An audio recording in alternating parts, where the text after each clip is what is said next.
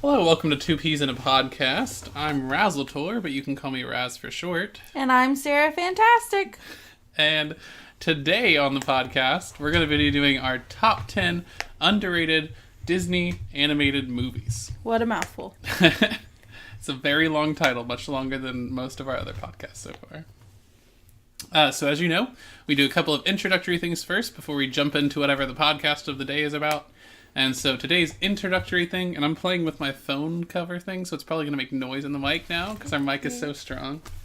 But anyways, the first thing that we're going to do is Fancy Sock Friday. Sarah took away my phone, so I wouldn't do that. Be distracted while we're trying to do Fancy Sock Friday. I'm going to go first because I love these socks. They are pizza socks. They look like pepperoni pizzas, but on the toes they have Raphael, and on the ankle they have Michelangelo from the Ninja Turtles. They're Cowabunga, dude, awesome. I don't know. Booyakasha. You tried to make a pun and it just didn't work. You can't force these things. So my socks today are these bright blue socks that have red teeth that look like the wind-up teeth that are somehow a gag gift but aren't actually ever funny. Are they a gag gift because if you tried to put them in your mouth, you'd gag on them because they're chattery teeth? Because you'd have chattery dentures. I don't know. Maybe they're making fun of old people who talk a lot. Oh, that's terrible. Your socks are really creepy, actually. They I don't do like look kind those. of creepy. I think they're It's probably, just the individual teeth. they're It's not too my detailed. favorite, but they're fancy. They are fancy. They're a good creepy vibe. So now that we've talked about our socks for what our listeners is Friday, for us is Thursday, what about our story, obsession, whatever of the day? What is your thing today, Sarah? So I have a story. This story actually doesn't involve me at all. It involves my 4-year-old nephew, Joe. And my mom came home from grocery shopping one day, and my dad was supposed to be watching their grandson, Joe. And Joe had kicked my dad out of the living room because he wanted to watch Mickey Mouse Clubhouse by himself.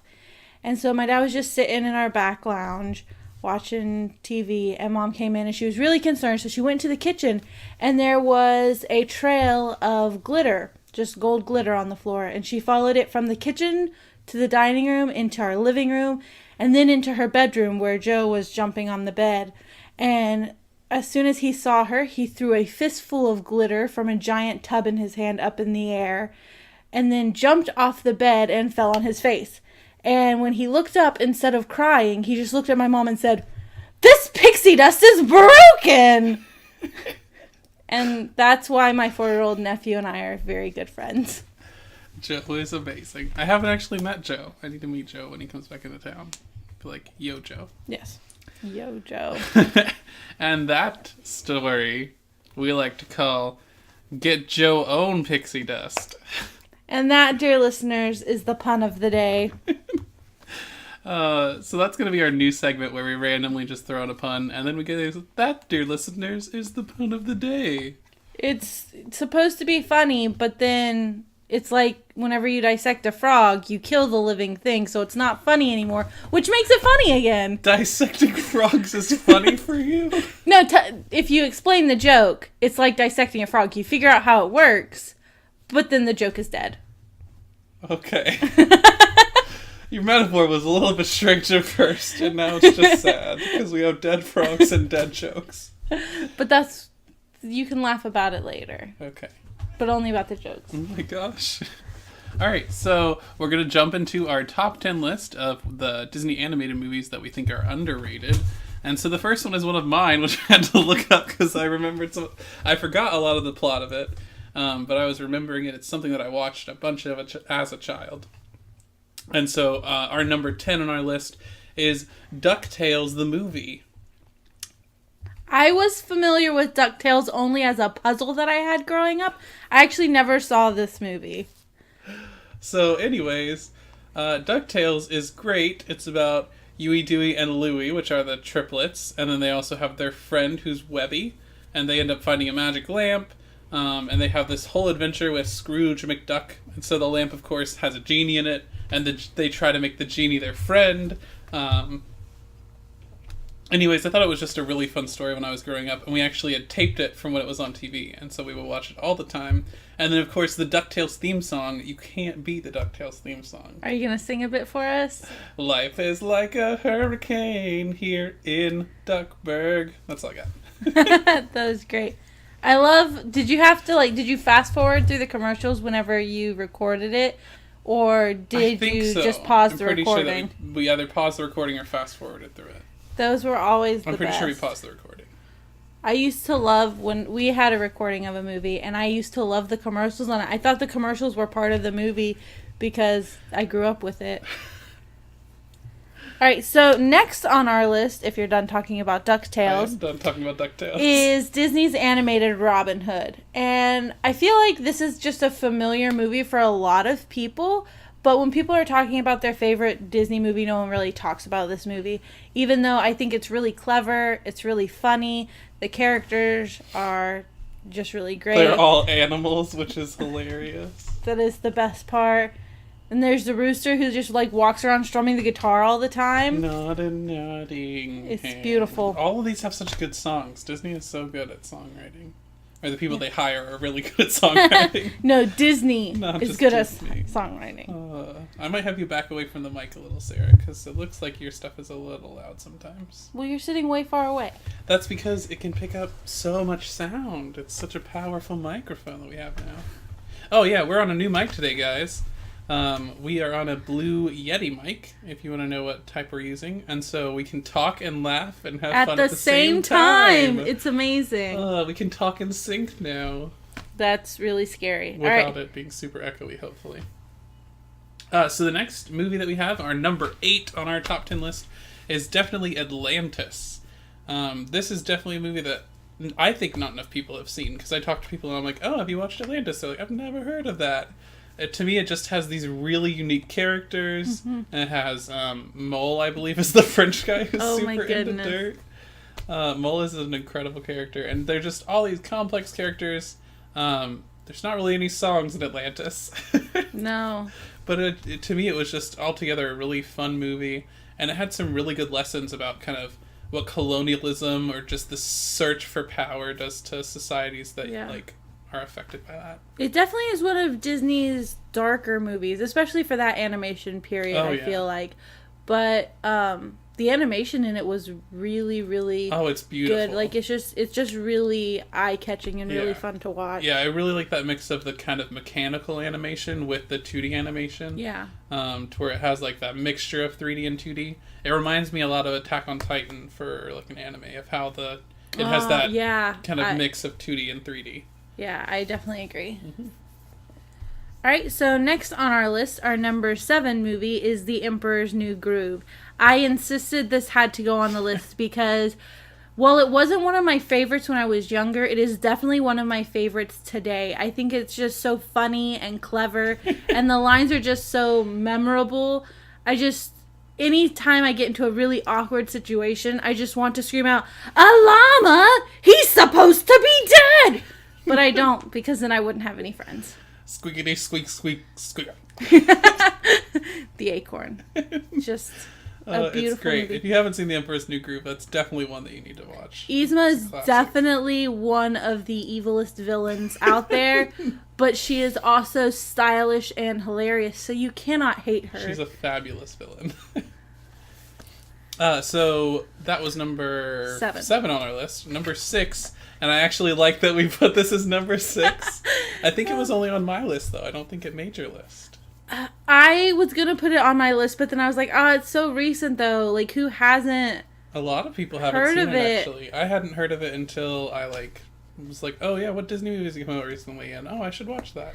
And so I didn't watch it until after it had been out on DVD. Of course, we're talking about Big Hero 6 is our number 6. You should probably name it right now. Yeah. Actually, I know what you mean. Like, I wasn't really interested in seeing it until some YouTubers I watched mentioned that they were in it. And I was like, what? Now I have to watch it. I mean, they were just screaming it. Dan and Phil, they were random technicians who screamed in the background. What? Yeah. So now you have to watch it again. And look for Dan and Phil. Oh my gosh. Because the characters like look like them, and it's just them screaming in the background. Oh my gosh, it's amazing.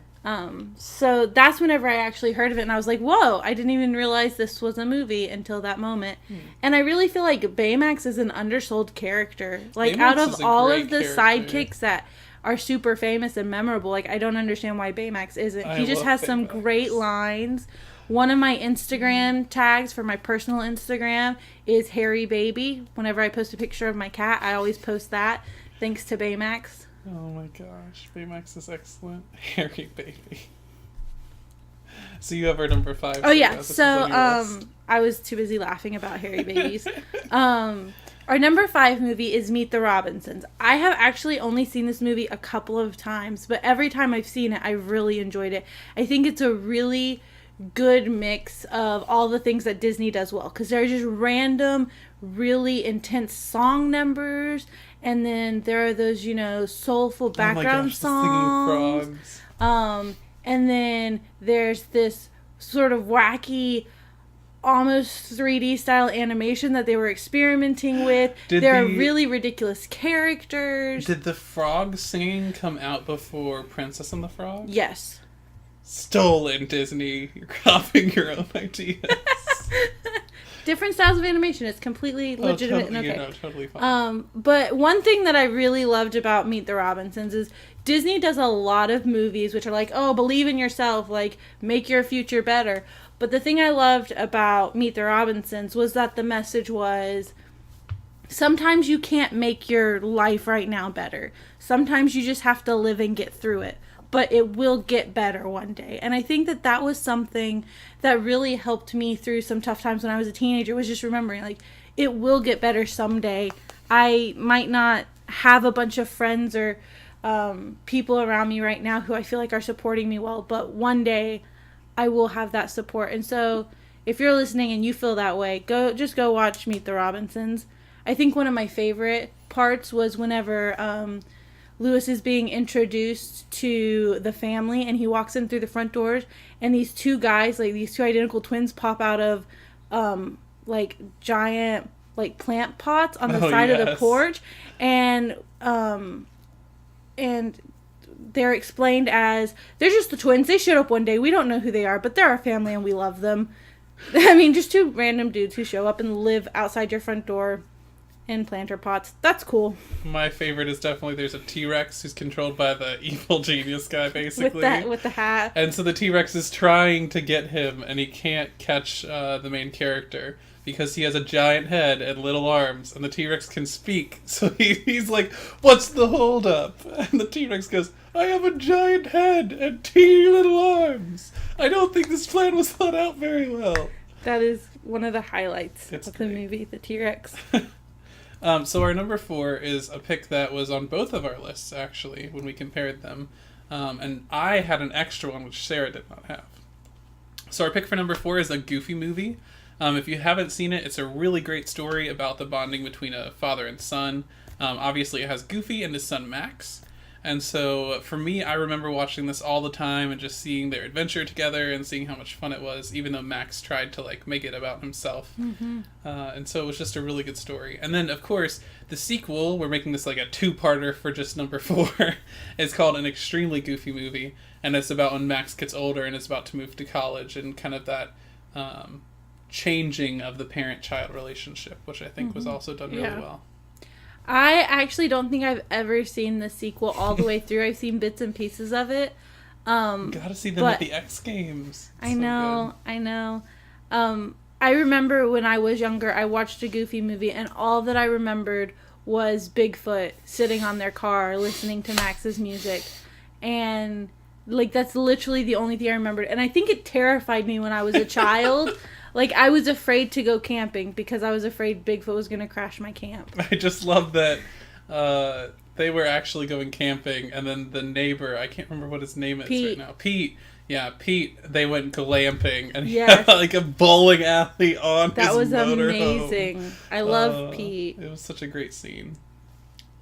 Oh my goodness, that was a good movie. I can watch it now without nightmares. In case anyone is concerned about me, I'm good now.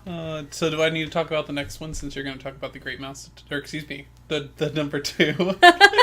Raz! Giving it away. Spoilers. Yeah, you can go ahead and do.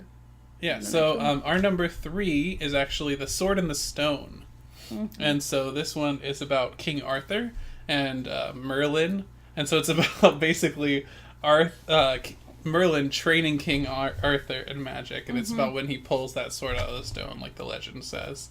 Yeah. And so I just remember there being like this female villain who's also a wizard. Yes, and there are just really funny like wizard fights between Madman and Mim and Merlin. It was just hilarious. Fun fact, you probably know this, but actually The Sword and the Stone was based off of the book by T.H. White, The Once and Future King. But it was a very goofy rendition. It was very loosely based.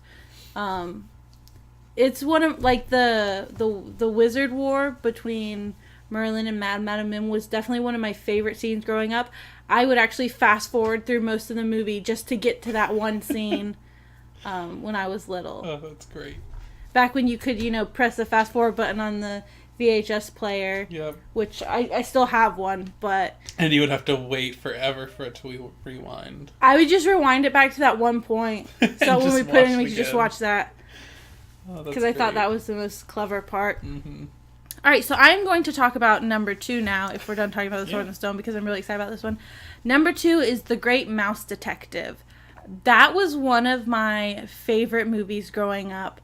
Although when I was about 9 years old, I was actually sick. I was running a fever and I watched it. And I had fever dreams that night and was just terrified that Ratigan, the evil villain, was coming to get me. And Ratigan is so scary. I would say that actually The Great Mouse Detective is why I love BBC Sherlock, actually. Is because I just have these very nostalgic feelings about this movie where it wasn't exactly 1-to-1 Sherlock and Basil of Baker Street, but it's very clear parallels in who he's supposed to be. Also, fun fact, the reason why his name is Basil and not Sherlock is this was actually based on a book series, and the author of the book series based Basil off of Sherlock. Well, but they based it off of Basil Rathbone's portrayal of Sherlock in the one of the earliest on-screen adaptions of Sherlock Holmes. That's hilarious. Trivia for you. Nice. There you go. So that's our number 2. Our number 1, which I think is such a great movie. Oh my goodness, this is one of my favorite movies too. Yeah. Our number 1 is, of course, Treasure Planet. And so I wanted to have the fun of the day be with number 1, but Sarah told me that would be too late in the podcast. You can go ahead and say it, okay, but we don't get to say. I was going to say, this movie is so good, it's like they plan it. No. I couldn't fit treasure in the pun too, so I just had to do plan it alone. You just really treasured that pun, and that's why it made it in at the end. This is what we're actually like in real life. It's literally just puns. Terrible puns, not even good ones. Not even good ones. At them. It's great. But Treasure Planet is one of my favorites. It has such a great musical score with background songs. It's got amazing animation. It's really different than almost any other Disney style animation, I feel like. I want like sky surfboard. I know, and just the way that they portrayed like space as the ocean, it was just so clever. I just really loved it. The way that there was like star spray that looked like water and the migrating whales at one point, and like how Space Jim whales. had to like sit on a little rack and like pry off these things that look like barnacles, but he's just hanging out over empty space. Like, that is terrifying. It's so but great. I think it gives modern viewers kind of an idea of what ocean travel was like back then. What's the name of the robot in it? Ben! Ben is so Oh my funny. goodness, I love Ben. I just love it. Ben's like, no, literally, I lost my mind. Oh my gosh, I love Ben. Sometimes I feel like I am Ben. I'm like, talking and touching, my 2 big no-nos. Just don't do it, Sarah. Oh, it's so great. And then Morph is hilarious. Oh my goodness. I actually used to think that morphs were real. And I was just waiting for my parents to buy me one. Mom, Dad, I want a morph. And we actually named our first fish tank, we got like a little algae eater, and his name was Morph. Oh. Because the pet store said he would live the longest. So we gave him the good name. Oh, that's really sad and happy at the same time. Well, we got goldfish and an algae eater. Oh. So. Oh, that's great. So that's our top 10 list. Treasure Planet #1, the one that we think should definitely be more appreciated. Yeah. And if you haven't seen it, go watch it. I don't think it's on Netflix. Find a legal way of watching it where Disney gets credit and stuff, because I'm I sure think you can buy a copy of it on Amazon. If more people appreciate stuff like that, I think more things will be made to that caliber. Definitely. I definitely think there were some very, not necessarily adult themes, but very what's the word I'm looking for? Like tough coming of age questions. They're tough coming of age questions. It was a very sophisticated handling of these questions, I think. But still, I think it is great for younger audiences, just the visual effects and Morph being a goof. And... I'm pretty sure that one of our professors, whose favorite line is, "I'm a doctor, but not the kind who helps people," I'm pretty sure that he steals that quote from the movie. You know, that was... "I'm a doctor, but not that kind of doctor." I'm sorry, I just get really excited about Disney trivia. That's actually a play on the quote from Star Trek, from Bones, where he's always like, "Dang it, Jim, I'm a doctor, not a whatever." Because Jim's always like, "Oh, you can just do space science." Oh, that's excellent. And so that's where the play came in. Yeah, so those are our top 10 underrated Disney animation movies. And so I really like doing top 10 lists. I think it's fun. I think it's... So maybe we'll do more of these if people end up liking it. Yeah. So feel free to share your own suggestions of Disney movies that you think were underrated, or something that you think that we missed, in the comments, either on our Facebook or one of our other social medias where we will post this, of course. Don't forget to follow us on SoundCloud, on Facebook, Twitter, Tumblr, Pinterest, lots of socials. And so don't forget something that we started doing. You can check out our Pinterest on Thursdays. Sarah has started pinning things that hint towards what our episode's going to be about. So feel free to check those out if you want some sneak previews about what it's going to be. And if I see a bunch of likes and stuff, I'll start posting earlier, and they'll be more obscure or random. And it can be a fun guessing game, especially for my little sisters, who I know listen to this every time, right, guys? They're part of the Peas Corps. They're peas for life. There are peoples. They're peoples. We still haven't decided the name. I think it's great. Just all of them. All the peas buttons. Yes, peas. I think on that note, we should say peas out. I didn't do it this week either.